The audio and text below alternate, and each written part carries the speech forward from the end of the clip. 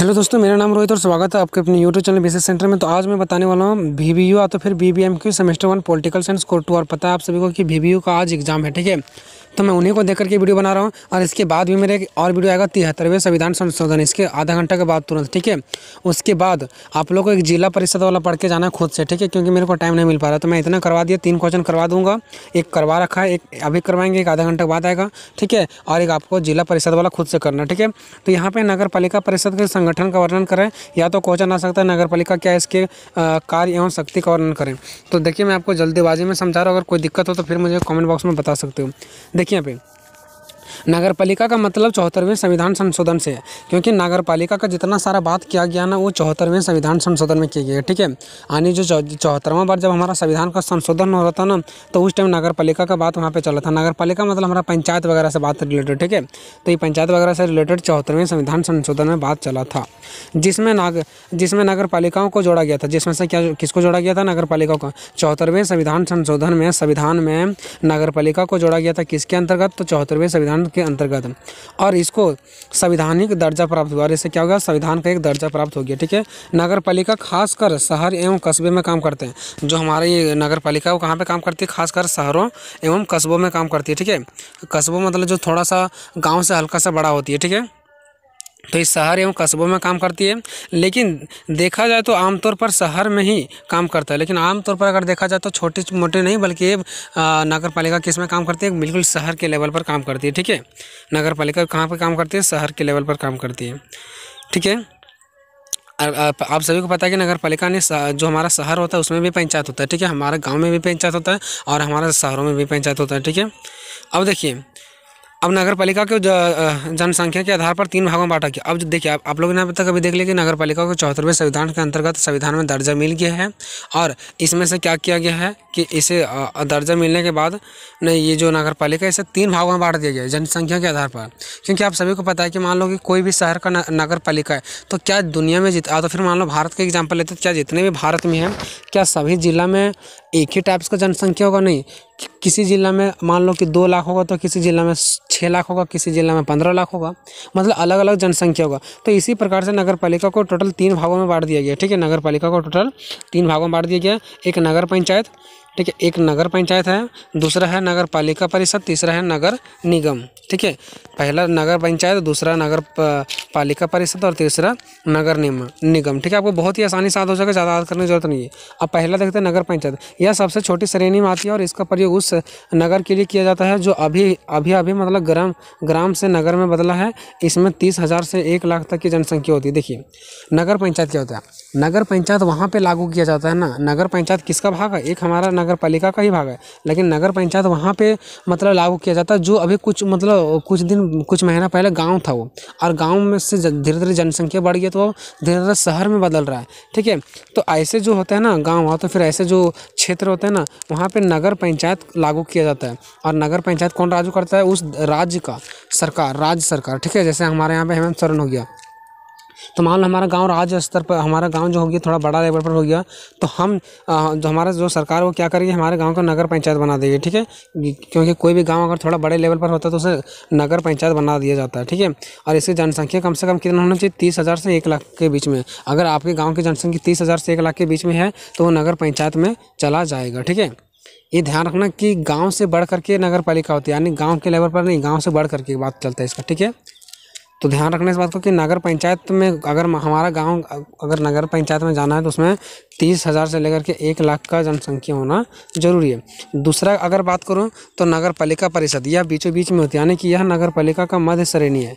यह क्या? नगर पालिका का मध्य श्रेणी, जो नगर पंचायत से बड़ा होता है और नगर निगम से छोटा होता है। यहाँ पर देख सकते हैं नगर पंचायत फर्स्ट नंबर से बड़ा होता है, लेकिन थर्ड नंबर जो है नगर निगम, इससे क्या होता है? छोटा होता है। और इसका गठन 1 लाख से 5 लाख वाले जनसंख्या वाले क्षेत्र में होता है, ठीक है। इसका कितना होता है? 1 लाख से 5 लाख। मान लो फर्स्ट नंबर में नगर पंचायत में 30,000 से 1 लाख हो गया तो नगर पंचायत बन जाएगा। अब जब वहाँ पे भी जनसंख्या बढ़ गई 1 लाख से, तो फिर नगर पालिका परिषद में चल जाएगा, ठीक है। तो नगर पालिका परिषद में 1 लाख से 5 लाख तक अगर आपका क्षेत्र में जनसंख्या, तो वो आपको नगर पालिका परिषद की कैटेगरी में चला जाता है, ठीक है। अब तीसरा बात कर लेते हैं इसी प्रकार से। तीसरा जो है हमारा, यह सबसे ऊंची श्रेणी होती है जिसमें से 5 लाख से ऊपर जनसंख्या होती है। अगर 5 लाख से आपको कितना भी ऊपर हो गया है तो आपको नगर निगम प्राप्त हो जाएगा, ठीक है। तो यानी कि 3 प्रकार का मैंने जिला यहाँ पे देख लिया, 3 प्रकार का नगर पालिका, ठीक है। कि पहला जनसंख्या रहेगा तो कौन सा होगा, दूसरा रहेगा तो क्या होगा, तीसरा रहेगा तो क्या होगा, हम लोगों ने देख लिया, ठीक है। अब यहाँ पे लिखे नीचे क्या आता है, तीनों श्रेणी का बंटवारा राज्य सरकार करती है। तीनों जो श्रेणी है उसका कहाँ पे कौन सा श्रेणी को लागू करना है, इसका जो बंटवारा है वो कौन करती है, राज्य सरकार करती है कि किस क्षेत्र में कौन सा श्रेणी लागू करना है। अब नेक्स्ट देखिए, नगर पालिका की सदस्यों की योग्यता। सदस्यों की योग्यता की मतलब कि जो नगर पालिका में जो सदस्य लोग जाएंगे वहाँ पे काम करने के लिए जाएंगे, उसका योग्यता क्या होना चाहिए। जैसे मान लो हमारा प्रधानमंत्री है, तो प्रधानमंत्री बनने के लिए क्या हम चाहेंगे तो बन जाएंगे, नहीं, उसके लिए कुछ योग्यता होना चाहिए, कुछ गुण होना चाहिए, तब होगा, ठीक है। ऐसा नहीं कि मतलब हम चल गए, मान लो कोई पढ़ा लिखा नहीं रहेगा, चाहेगा जॉब करना कर सकता नहीं, उसका एबिलिटी चाहिए कुछ, है ना, जिसको हम लोग बोलते हैं कि जैसे 10th का सर्टिफिकेट वगैरह, इस टाइप से।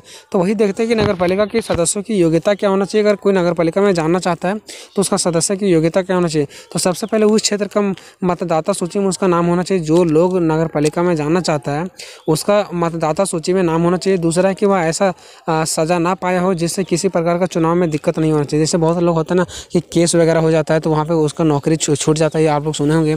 तो वही बताया जा रहा है कि ऐसा किसी प्रकार का सज़ा आपको ना मिला हो जिससे आपको वहाँ पे क्या हो, कोई दिक्कत हो, ठीक है, तो भी फिर आप नगर पालिका का सदस्य नहीं बन पाएंगे, ठीक है। नेक्स्ट है, वह पागल नहीं होना चाहिए। अगर वो पागल होगा तो भी नहीं बन पाएगा। चौथा है कि नगर पालिका में किसी रूप से ठेके या व्यापार से संबंधित नहीं होना चाहिए। अगर मान लो नगर पालिका में किसी प्रकार का वो कुछ ठेका ले रखा है या तो कुछ व्यापार कर रहा है वहाँ पे, तो भी वो नहीं बन सकता है।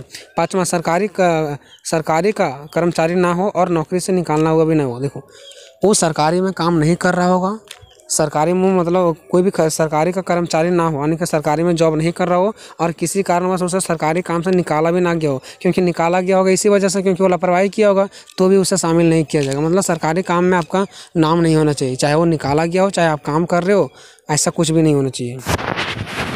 अब देखते हैं नगर पालिका का कार्यकाल मतलब कितना समय तक इसका कार्यकाल होता है। तो नगर पालिका का कार्य 3 वर्ष तक का होता था पहले, ठीक है, लेकिन इसे बढ़ाने का मांग भी किया गया था, लेकिन सरकार इसके बातों को मानने से इनकार कर दिया। और इनकार करने का बहुत सारा रीजन था, क्योंकि सरकार का मानना था कि नगर पालिका का कार्यकाल और अन्य कार्यकाल एक जैसा नहीं होना चाहिए। जैसे आप सभी को पता है कि नगर पालिका का कार्यकाल अगर 5 साल होगा तो प्रधानमंत्री का भी 5 साल है, ठीक है, मुख्यमंत्री के 5 साल है, तो फिर दोनों में डिफरेंट क्या रह जाएगा, ठीक है। इसलिए कहा कि नगर पालिका का कार्यकाल 5 साल तक नहीं होगा बल्कि 3 साल तक ही रहेगा। दूसरा इसने रीज़न ये बताया, सरकार इतने लंबे समय मिलने से सदस्य अपने हितों को देखेगा। इसने कहा कि अगर हम नगर पालिका में 5 साल तक कर देते हैं तो जो प्रतिनिधि चुना जाएगा वो 5 साल तक शासन करेगा, जिसमें से 2 साल लोगों पर शासन करेगा और 3 साल अपने से खाएगा। इसलिए उसको कम समय देंगे तो ज़्यादा विकास करेगा, ठीक है, क्योंकि वो जल्दबाजी में रहेगा कि हमें कम ही समय में ज़्यादा विकास करना है, ठीक है। तो ये भी रीज़न है जिसकी वजह से 3 ही साल का माना गया। लेकिन फिर भी यहाँ पे रीज़न है कि सभी नगर पालिकाओं के लिए एक ही समय तय करना ठीक नहीं होगा, क्योंकि सभी जगह अलग अलग समस्याएं हैं। देखिए, अब यहाँ पे नगर पालिकाएं ने क्या होता है कि अगर 3 साल का मान लो कहीं पे कर दिए तो क्या सभी जगह एक ही जगह, मतलब सभी नगर पालिका जितने भी सारे नगर पालिका का क्षेत्र है, क्या सभी जगह एक ही जैसा जनसंख्या, एक ही जैसा समस्या हो सकता है? कहीं कहीं ज़्यादा समस्या हो तो उसके लिए ज़्यादा समय चाहिए ना, तो वहाँ पर ज़्यादा समय दिया जाता है 5 साल के लिए, लेकिन जहाँ पर समस्या ज़्यादा नहीं वहाँ पर 3 साल के लिए दिया जाता है, ठीक है। नेक्स्ट, नगर पालिका का कार्य व शक्ति। तो देखिए, नगर पालिका का कार्य और शक्ति क्या है। तो सड़कें व पुल का निर्माण करना, इसका क्या है, सड़कें व पुल का निर्माण करना, जन्म मरण का रजिस्ट्रीकरण करना, जो जन्म लेते हैं लोग, मृत्यु होते हैं, उसका जो रजिस्ट्रीकरण होता है वो भी इसी का काम है। तीसरा है नगरीय निर्धनता का कम होना, ठीक है, निर्धनता मतलब जो गरीबी है इसको कम करना भी उसका क्या है, काम है, ठीक है। तो यहाँ तक आप लोगों ने देख लिया नगरीय निर्धनता का कम करना। चौथा है लोग स्वास्थ्य, स्वच्छता और सफाई का ध्यान रखना। फिर विकलांग का कल्याण करना, विकलांग मतलब जो अपाहिज होते हैं, भवनों का निर्माण करना, घरों का निर्माण करना, अधिनियम द्वारा प्राप्त शक्ति का प्रयोग करना, और जो इसके सदस्यों को शक्ति प्राप्त है, यानी कि जैसे मान लो कि हम लोग कहीं जॉब करते तो हम लोग को कुछ शक्ति प्राप्त होता है कि नहीं, पुलिस लोगों का शक्ति नहीं प्राप्त है, क्या किया, कोई गलत कर रहा था उसे पकड़ो, वैसे ही जो भी इसको शक्ति प्राप्त होता है उसका भी प्रयोग करती है, प्रयोग करता है नगर पालिकाओं के सदस्य लोग। फिर कार्य की प्रगति की रिपोर्ट प्रस्तुत करता है। अगर कहीं कुछ कार्य हो रहा है वो प्रगति पर है, मतलब पेंडिंग में है, तो भी उसका रिपोर्ट तैयार करना, ये सब इसी का कार्य है, ठीक है। तो यहाँ तक आप लोगों ने क्या किया देख लिया यहाँ पे, ठीक है, कि नगर पालिका जो थी, नगर पालिका का जो गठन था, संगठन था, ठीक है, प्लस में अगर कार्य आ जाता है, योग्यता आ जाता है, शक्ति आ जाता है, तो आपको यही सब पॉइंट डालना है, ठीक है। तो यहाँ से आप लोगों ने देख लिया, ठीक है। आप इसके निष्कर्ष में लिख सकते हो, क्या निष्कर्ष में लिख सकते हो, तो लिख सकते हो कि उपरोक्त सभी लिखी हुई बातों से मुझे इस बात का पता चलता है कि ऐसे अनेक बहुत सारे ऐसे रीजन हैं, बहुत सारे कारण हैं जिसकी वजह से नगर पालिकाएँ जो है वो हमारे देश में विकास करता है, ठीक है। नगर पालिकाओं के कारण से हमारे देश में क्या हो रहा है, विकास हो रहा है। नगर पालिकाओं से छोटे छोटे स्तर से बढ़ करके, छोटे छोटे गाँव से लेकर के वो बड़े बड़े शहर में जाते हैं, शहर की ओर बढ़ते हैं, और शहर में बढ़ने से धीरे धीरे हमारे देश का क्या होता है, विकास होते चल जाता है। क्योंकि धीरे धीरे गाँव से लोग क्या होते जा रहे हैं, बड़ा होते जा रहे हैं कि नहीं होते जा रहे हैं इसमें से। तो इस प्रकार से आप लोग लिख सकते हो, ठीक है दोस्तों। मिलते हैं अगले वीडियो में, तब तक जय हिंद।